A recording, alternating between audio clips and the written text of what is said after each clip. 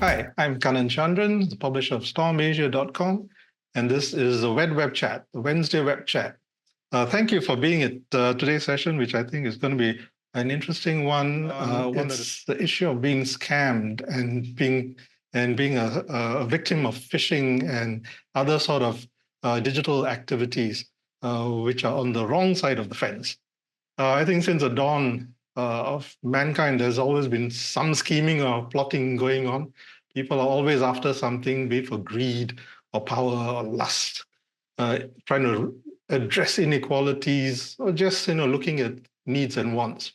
According to a study by the Global Anti-Scam Alliance and data service provider Scam Advisor, they did a poll looking at instances of hacking and stuff like that.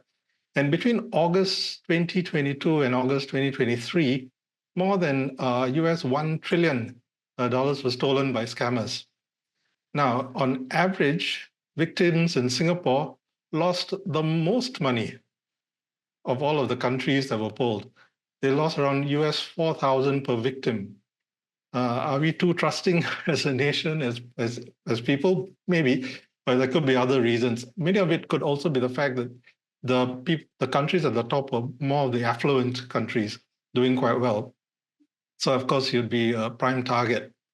And if you look at the numbers, it was 1 trillion then. It was US 55.3 billion in 2021 and is continuing to rise. So the numbers are getting bigger. It's certainly on an upward trajectory. The authorities are trying to thwart this, of course. And Interpol reported on 27 June 2024 a global police operation of 61 countries where they froze 6,745 bank accounts and seized assets totaling US $257 million. It was called Operation First Light, and it resulted in the arrest of 3,950 suspects, and many others are still being investigated. So one other issue that we may have is the fact that we are becoming increasingly connected. Transactions by smart devices, online shopping, chatting via WhatsApp, or even these Zoom discussions. And then we've got the Internet of Things, connecting everything to everywhere into the cloud. Are we opening ourselves up to more digital dilemmas? Offering advice for the digitally violated or those who might be digitally violated down the line, we have two panelists who are experienced in different aspects of this discussion. We've got Ravi Krishnan, who's the founding partner of Mac7 Technologies, a healthcare imaging technology developer and a bridge between different major players in the medical space. And he's had an experience of being scammed, and he wants to share that. Kevin Reed is a Chief Information Security Officer at Acronis, is a global cyber protection company. He works with tech companies focusing on real-life digital risk issues. And welcome, Kevin. I'd probably like to ask Kevin to start off the discussion with perhaps giving an sort of overview of where it's at and what's taking place in this area of scams and phishing and hacking and all that kind of stuff. Over to you, Kevin. Yeah, thank you for having me. First and foremost, it's a pleasure to be here. Answering your question, you're right. Scams exist probably as long as the humanity exists, right? There always were some people who wanted to profit of others in a criminal way, let's put it bluntly. And unfortunately, this gets accelerated as technology accelerates. The current situation is that there are all kinds of different scams that make use of modern technology. They're coming from a rather old school, I would say, with all kinds of traditional social engineering that may be initiated via phone or sometimes via a message on the SMS or on the messenger. And then it goes in all kinds of much more sophisticated ones that are making use of the advanced technologies. And of course, everybody's talking about AI nowadays, right? But more specifically, the very top of the line, or the most modern, if you will, scams are using indeed modern technologies to generate images or video streams on live video streams that are used then on the media platforms like Zoom, for example, where we are now, to scam people again. So I think there is all kinds of from the very primitive one to the very advanced one, and everything in between. There, on the other hand, the problem is, as you correctly pointed out, is everything grows there, and the reason why it is growing is that we have more and more people using that technology, and that's the real driver why this is growing. The only reason why it grows is that there are more people here using that technology in this technical board, and there is more money there. And so the scammers go where the money is. Do you have any sort of data on how much it has grown as an industry? There are ups and downs. On average, you can say that it grows in the range of, it's always double digits over the last 10 years.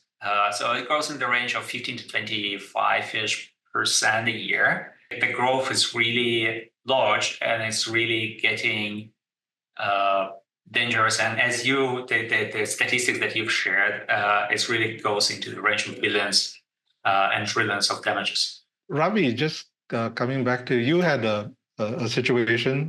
Maybe you'd like to share with us what happened, and then we can take the discussion into a space where I would like at the end of it to have some takeaways for the audience or whoever's watching this down the line. Yes, Ravi, so what happened with you? Yeah, a couple of weeks ago, I had the innate pleasure, quote unquote, of being scammed. I mean, it was all my doing, I would say. I'd be first in line to say, because it was absolute social engineering. And I was at a big conference juggling a couple of meetings, and then my CEO was at a bigger event in Milan. Messaged me on a new number saying that, I need to transfer money to Singapore, to the UOB bank. My brother is down there. I really need help. I got no one in Singapore. It'll take a week. He needs to pay the bill by the end of the day, which is 6 p.m. And this guy messaged me who purportedly was my CEO, at about, I think 3 in the afternoon. So, and I said to him, hey, Mike, it's a different number. Yeah, it's a personal one. I didn't want to use, office infrastructure, etc., to message you. So I felt like Robin Hood. I'm going to help this guy. It's not a small number. It was not a big one either. So I thought, Mike, I got this. Without even talking to anyone, right? I wired, a stack of cash to this pay now number. And then I would have wired more if the bank had not called me the next day in the morning, right? Actually, no. I tried wiring more money the next day. And then the bank kind of intercepted and called me and said, the fraud division said that we think that number you're sending to is a mule. It's a SIM card from a mule, right? And then, of course, they told me we're investigating and we're going to lock your I guess, online account, etc. And that was it, right? That was the start. And then they told me to get online and make a report on online to the cops, the Singapore police, right? So I did that. I did all the reports, and that was that. And a week later, they called me. I traveled back home to Singapore, and they said, we're sorry, the funds came in and went out at lightning speeds, so we could not, none of it was recoverable. But the reason I'm doing this is I want people to know that, there was absolute arrogance on my side, because, we are an organization, right? We have experienced our customers being hit by ransomware in the healthcare space. So we also internally, we had this know before company that we use to everyone's got to take all kinds of different, I guess, intuitive courses online and actually score on a quiz. Like you got to score more than 80-90% before they let you off the hook. So I thought this could never happen to me. I'm like kicking myself thinking, why didn't I speak to him? Why didn't I call him up? The most basic social engineering law, right? And what my company said after that, this was absolute spear phishing. They knew Mike was in Milan, I was in Kuala Lumpur at this conference, and they kind of like did a probability equation, said, this is the guy to go hit. And guess what? It worked. It worked superbly well. So that's the story, Kannan, Okay. Was the number that came up a Singapore number, or was it some other number? No, it was a 1777. So it was a US number, right? The initial number was US. So when I asked for a pay now number, I got a Singaporean number. So there was that was a mule. There was a local number. So I thought, okay, this sounds right. It was supposedly his brother's cell phone number. And so I said, all right, I basically said, look, I got this. I'll get this squared away by the end of the day. And I was off and away. So when I stepped out of the meeting I was in, and it took me, I don't know, all of 10 minutes to wire all that money and then come back and join the meeting feeling good about myself. So well, that changed quite quickly. A good cause, man. Kevin, what are your observations and recommendations based on Ravi's account? Yeah, Ravi, first of all, I'm sorry that happened to you. I think here we can see the pattern of the whole attack, right? It was under pressure, time pressure. You were away on a conference, you had an important meeting, you didn't have a lot of time to verify and think twice about that. And you said that you wanted to, because you were under pressure and it was perceived as important, you wanted to act fast, and then you felt good about that, right? Because you did. So that's the first thing. Those successful attacks, they always happen. I don't know whether this particular one was really a spear one, so they really were targeting you, or you were one of many, and it just happened that you were busy at that particular moment, and so you started acting. But almost every that I have heard of, I've heard of many, right? But each and every one, or almost each and every one that I've heard about, was successful because people were distracted at that moment. They were distracted with something else. So another one that I'm aware of, for example, was the person again. They were on a call, an important one with investors and everything, and they were also expected a package with documents to sign that was part of the deal, I think, or something like that. And they got a call, and someone that called them said, "We are, I think, DHL or something." And it was complete coincidence. And they said, "We are DHL, and you will now get a code on your phone that you will need to provide us as a proof of the delivery or proof of the address." I don't remember. And the person, because they were on two calls simultaneously, basically, right? They didn't look much into what exactly the code was for. And the code was for something completely different, obviously. And they just went on mute on one call, said quickly, this is the code, and thank you very much and bye-bye. And then they went back on the call, only to come back 15 minutes later from this main call to realize that they'd been scammed. Wow. So like that was pressure in between, and the timing is wrong. So it's always like you're busy with something, it's very important, something else is very important, and then you get a second call or message or email or anything that seems to be important as well. And so what is happening is that the victim is overwhelmed with pressure on different kinds. And so this is the thing that I think that is important that we observed in this case. It's number one. And the second one is I regret to say, but the scammer's success is often based on their operational excellency, if you will. And you mentioned that, right? Also, you mentioned that as well, right?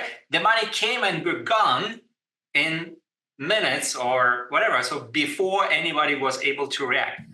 So that's the second thing. They do that. They have instructions and practice and everything, and they do this so that because they know they race against the time, right? The moment you will realize that you've been scammed, you probably would call your bank, or you would open your banking application and block the transaction. Contact support would do something. So they don't have much time, and they also know that people tend to realize their mistakes very, very quickly, and so they need to move the money once they receive it. They need to move the money faster than the person could react. That's the second thing. And again, unfortunately, in this particular case, we also witnessed, I guess, this form of excellency in. I don't like it. Again, I think it's a wrong word, but think about it, is right. They are just operationally successful. Operationally, it's an industry now, isn't it? It's quite a well-run, slick sort of machinery. I mean, I've attended some of your previous sessions, Kevin, and you were explaining how they are set up. What's the average sort of scam amount? It's a volume play at the end of the day. We hear of the big amounts that are scam for like ransomware and stuff, but in essence, it's really smaller amounts that people end up paying, right? It is true. So indeed, when we hear the news, and there are news about the next large attack and the ransom being millions of dollars and all that, and there is a massive international company that's being ransomed. People hear about that, and they often don't realize that the majority of victims, when it comes to ransomware specifically, the majority of victims are small and medium businesses. And so, it's not only that it's a vast majority, overwhelming majority of victims are small and medium businesses. And in those cases, the medium ransom is actually just a few $1,000s, like usually like $2,000, in the range of $2,000. So it's not a small sum, right? It's not a pocket money. It's also sometimes not big enough for the organization to really trying to recover that, and so they just write it off as a loss because it's easier for them sometimes. But also for some organizations that are really small, that could be a very damaging one-time payment. But should you pay though when you are struck by something like this? So I'm a security professional, right? And I think my perception might be different. I definitely recommend not to pay if you can, if you've been ransomed, and there are a couple of reasons for that. The main reason that you should consider that is important for you. It's not like whether it's good or bad, whether it's common good or bad, or whether you're financing the crime. The reason that you should consider, or the two reasons that you should consider. The first one that you should consider is that ransomware is software. That means that any software has bugs. And so ransomware may have bugs. And the interesting thing about the ransomware is that their encryption procedures are occurring more often. And so as a result, they are more tested. And as a result, they are more reliable than the decryption. And so if they are very much interested in your data to be properly encrypted, and so they test for that, and and they perfect the encryption algorithms and everything. However, their decryption processes, they are much less tested. And so it's not uncommon that you get the key, you pay the ransom, the victim would pay the ransom, the victim would get the key, and then the victim would try to decrypt it, only to run into a situation that the decryptor had a bug in it, and it effectively destroyed the data. And so that's the thing to consider. And then the ransomware operators would say, oops, sorry, but they would not refund you. Of course, right? And that is the important thing to consider. And this is why I'm telling people that if it happens that you become a victim of a ransomware attack and everything is encrypted now, do the backup of your encrypted data. That is the first thing to do. Do the backup of your encrypted data. And then you can decide. You can decide on many other things, like whether you actually want to pay the ransom, whether you may want to wait or whatever. So, but that's the company. Do the backup, and then start maybe negotiation or whatever. So the second thing that you need to consider if you want to pay the ransom is that in some countries it may become illegal. And it may become illegal, and the liability it could become a criminal offense.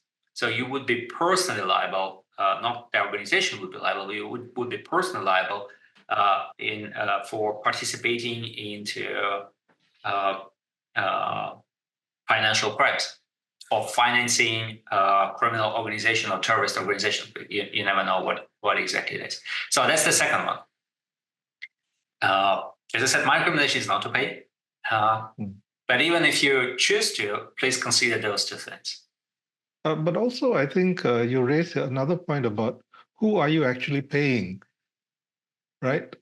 Because it could be funding not just a criminal activity, but something more sinister, which could drag you to heaps more trouble down the line, right? It is. I know, Ravi. Like, did you have this consideration in your mind when you realized that was a scam? Yeah, I didn't think about the sinister aspects of it. I just thought that I made someone richer by tens of thousands of dollars, right? That's all I thought about, and I thought about it was more about how could this happen to me, right? I'm a tech guy. I run an engineering shop. We have external ethical hackers. They come, they test our platforms, and then the last 3 ransomware attacks we had at our customer sites, right? Our platform was not impacted for whatever reasons, right? So there is a level of arrogance in my head too, thinking that this is not going to happen to me. And so those the 3 factors was that. There was one underlying thought process. Number 2, my CEO was next of kin was in trouble in Singapore. And number 3, I was sitting in a pretty massive meeting, right, with one of the biggest investors, and it was a crucial meeting, etc. And I thought I'll step out for 10 minutes, which is what it took for me to wire that funds, right? I mean, I did all of the things, Kevin, and I went online. I expanded my transfer rate from 10 grand to 5-folds more, shall we say. And then I said, okay, now, at one go, I can do this and get it all done and come back. So that's what's happened. So, I'm still kicking myself and how could this happen to me? How could I do this? I've been to all of that Kevin Mitnick training and all of that good stuff, right? And I'm thinking now, so my company, right, we had an internal discussion, and I found out that, my CEO was one of those guys was getting a whole bunch of these spear phishing and phishing attempts and all of that. So he kind of warned all his entire team in the US, and I'm on his team. So and then he said to me after the fact that, hey, look, this is happening quite a bit, and I've informed all my team, and we're going to announce this internally. And there was, I guess there was a whole story behind that. And I, in my mind, I had resigned to the fact that, I probably realized the level of sophistication, like you said, right? I think these guys are like, a Six Sigma organization, right? I mean, the DMAIC, they got it pegged down near perfect, man.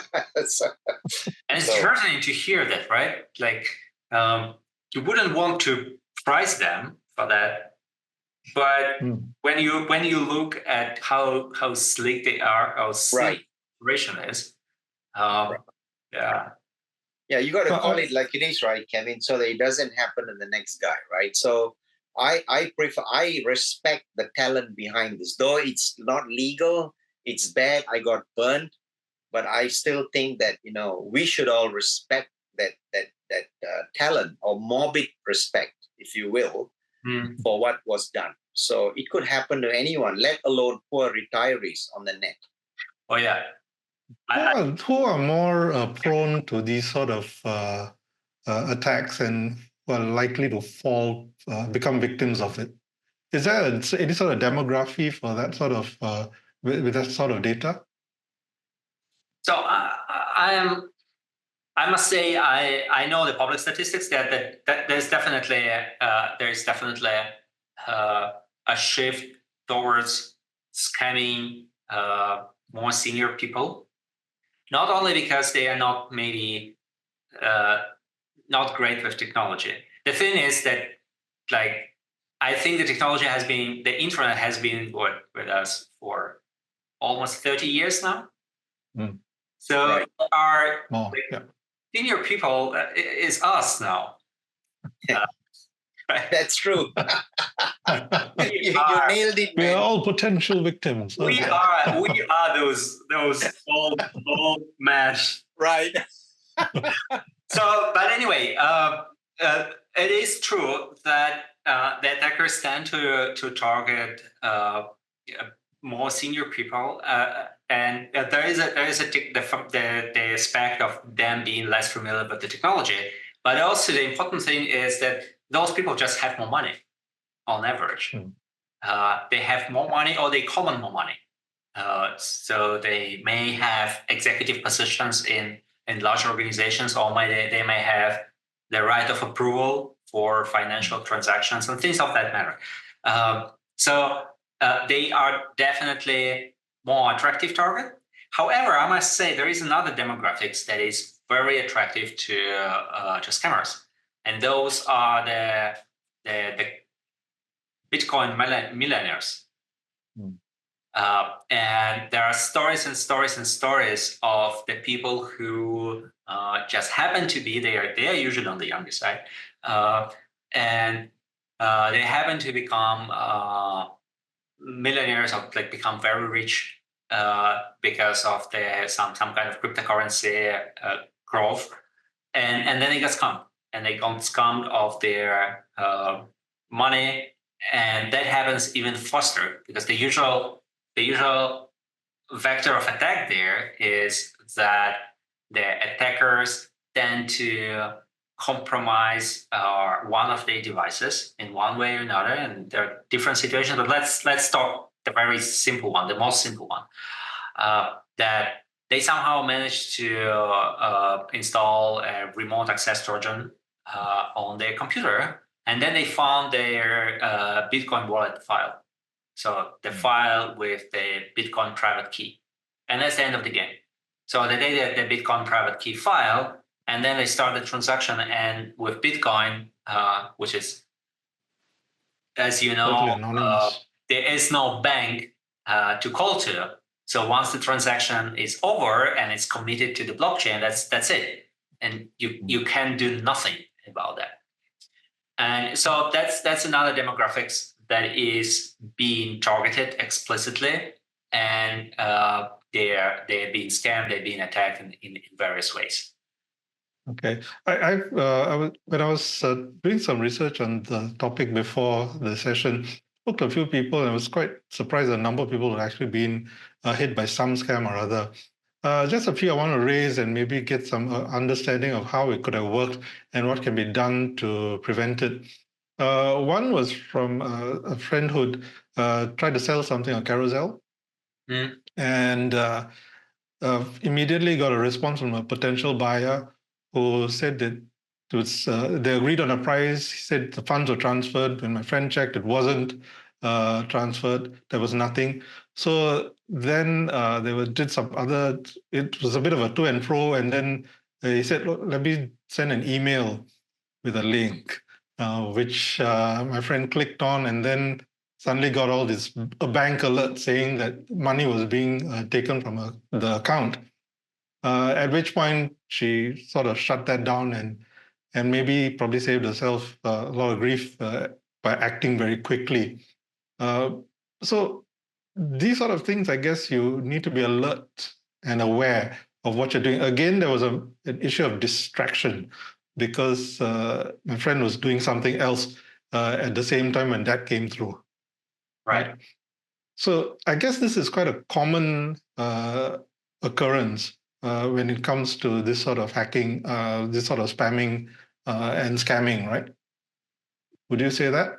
That is the case? Absolutely. So I think Ravi mentioned that when you're going through a phishing exercise, and maybe especially if you're doing this in a learning environment, and so you know that you will be trained to recognize scam messages, and then a typical if any one of our listeners went ever for those kinds of trainings, for example, that could be they would show you an email example, and they will tell you, please try to identify some signs of this email being a phishing email, a scam email. And then you would be usually very easily and correctly pointing out, oh, the domain is wrong. It's not Gmail, this is Hmail or whatever. And here is the grammar mistakes that people would never do. And here the URL looks very wrong, and this and that, and you would be able to figure it out pretty quickly. And so if you are not distracted, actually recognizing that this is a scam is very easy. I don't know if you're getting those phone calls from scammers that pretend to be ICA, or they pretend to be the health authority. Your bank, DBS, or all the time. Hospital. Yeah. And it's easy to recognize them. Like once you heard them once, right? That each next time it's obvious. Like in 2 seconds, you know that okay, that's a scam, and then you may decide, okay, you just hang up, or you will I don't know. Waste their time by playing if you have time to play into them, and like I sometimes do that, to be honest, like just for fun, I guess, or to learn like what they're doing, and but it's very easy to recognize if you are not distracted, if you are present in the moment and you're present to the situation. It's not hard. Usually, people tend, after some learning and some training, people tend to figure it out. We conduct our phishing exercises all the time, internally and externally, and so we have some stats. And I know from the experience that phishing is weird. Phishing is weird because on average, there could be ups and downs and there are differences. On average, the success rate, if you take an audience large enough, the success rate, the CTR, the click-through rate for a spear phishing email would be in the range of 10 to 20%, give or take. Like in more advanced organizations, it's lower, in less advanced, it's higher, maybe 20% is the higher side. So that would be the rate. Then if you conducted a phishing exercise, this would drop. That would drop maybe to the range of 5 to 7%. But still, if you think about it, this is a game of numbers for the attackers. So 5% of the CTR means that 95% of the people would not click it. But if you send 2 emails, that would be 95% times 95%. And then if you send 3 emails, that would be 95 to the power of 3. And then if you click send 4 emails as a scammer, that would be to the power of 4. And then if you send 20, and I cannot count this in my head, But I would say that if you send 20, 25-ish emails, you will get, even at 5% success rate, you will get 95% chance that you would get at least one click. And then if it's an organization that the ransomware operators are trying to attack, then for them, sometimes one click is enough. I also heard of somebody who was at home having a beer and got a message on the phone saying that some $12,000 had been sent, but used by his card to be paid to the Australian tax authority. Mm-hmm. And he has never been to Australia. He's not an Australian. So, of course, he jumped up and called the bank. And the bank said, oh, okay, so this is obviously not right, and just refunded the money. Mm-hmm. So how does something like that happen? I mean, is it too loose at the banking end of things? I had this weird experience in US once. I was speeding, to be honest. I was back home already, and when I got it, and I thought, okay, I need to pay it, obviously. I went online to check their website. How can I pay that? And it turned out that the only way I could do that would be to call them and to read my credit card number, like literally on the phone. And that was a couple of years ago, not so long ago. So it was technically like the 21st century, with flying cars and everything. And at the same time, you literally had to call them and read out your credit card number and all the details, the expiration date, and I was very uneasy. Like I was doing that, but I was very uneasy doing that, and I think I shut it down actually after that. So once the transaction went through, I reported the card to be replaced, and I replaced it. Once out, forever out. You never know where your financial details will end up, including your payment card data. So that's one thing. Sometimes you just put it somewhere without realizing that you did that. In Singapore, it's great, I think, with the QR payments and SGQR and similar schemes. It's much safer actually, because you are never living the long-standing secret, which is a good thing. But then there are a lot of scam QR codes as well, right? That's another story, right? But let's just talk through this thing. So the problem with credit cards and one of the problems with credit cards and the transactions, the traditional transactions, is that a credit card number is supposed to be secret, but it's also living long enough that it could be leaked. And then everything comes from that, right? If it leaked and it's valid for a very long time, in Singapore it's valid for 5 years, I think. And yeah, Europe something like that. Yeah. So very long time.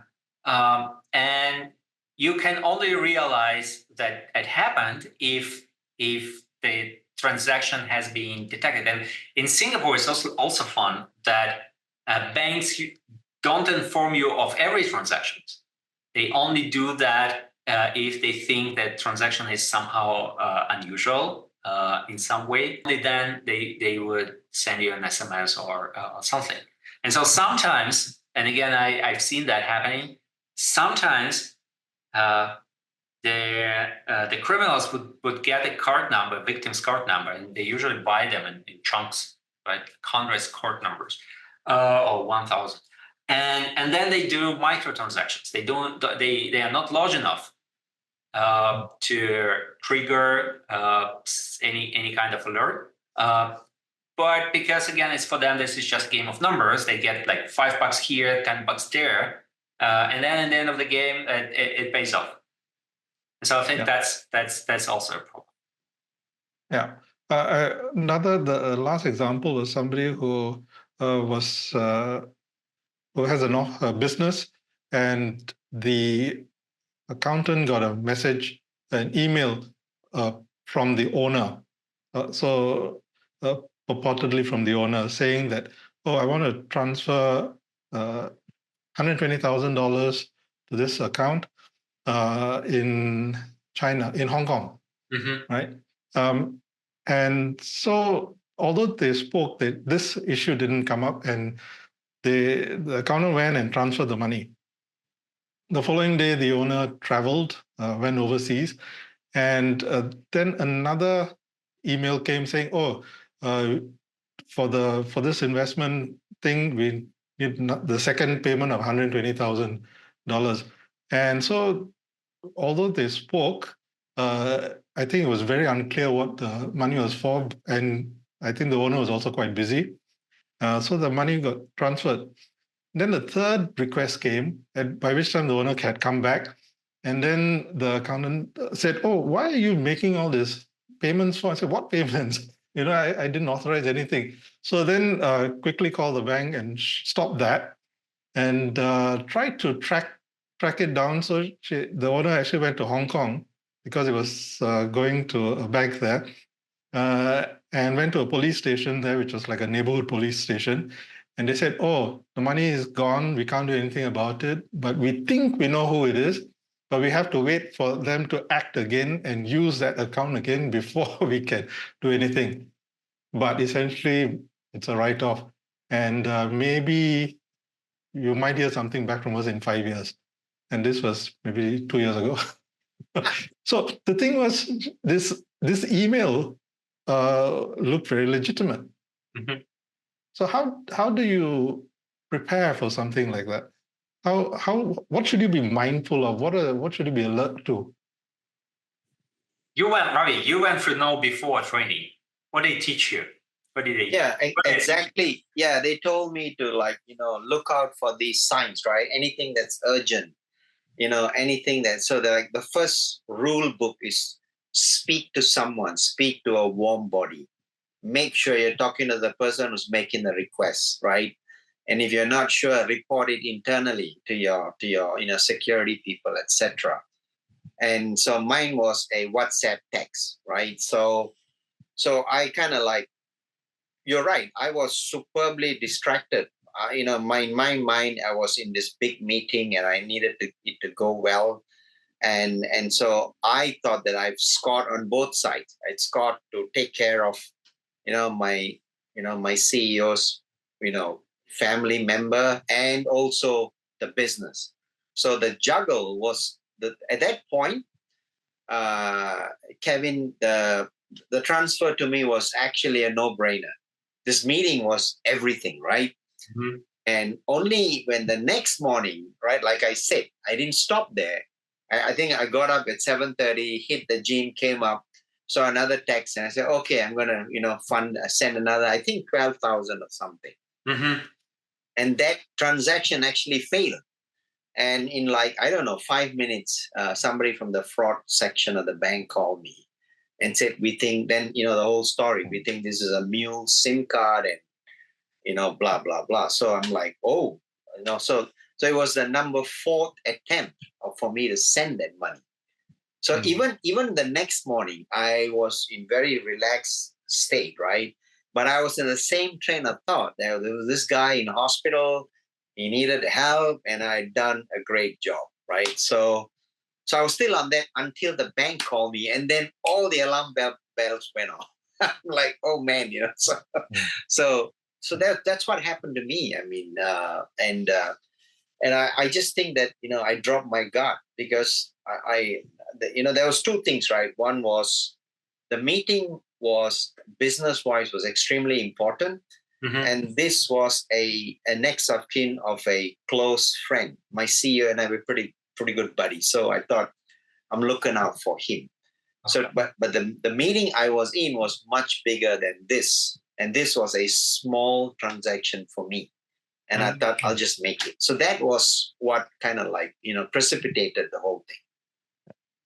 Right. So just before we leave, there are a couple of questions or comments. One is about whether it's too lenient, the law in terms of punishment for people who are in this industry, the scamming industry. And the other thing is essentially what we discussed about being cautious and alert to things that are taking place. the rules and the laws are they sort of hitting some sort of homogeneity around the world when it comes to this, or are they very different? And does it make sense for you to operate in this space in some countries? From what I know, the laws are different, definitely, right? And not every country is in the same position.